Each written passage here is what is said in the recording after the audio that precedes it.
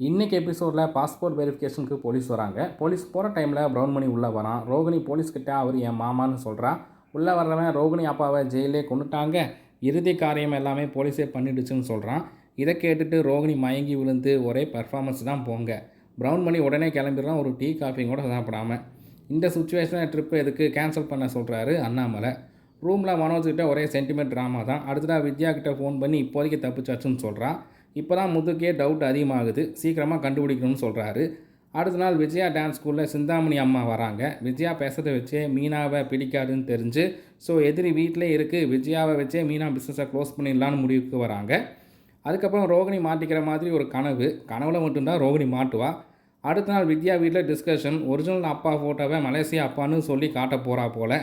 நாளைக்கு போலீஸ்காரர் கூட முத்து சண்டை போடுறாரு. ஆக ரோகிணி விஷயம் இப்போதைக்கு இல்லை.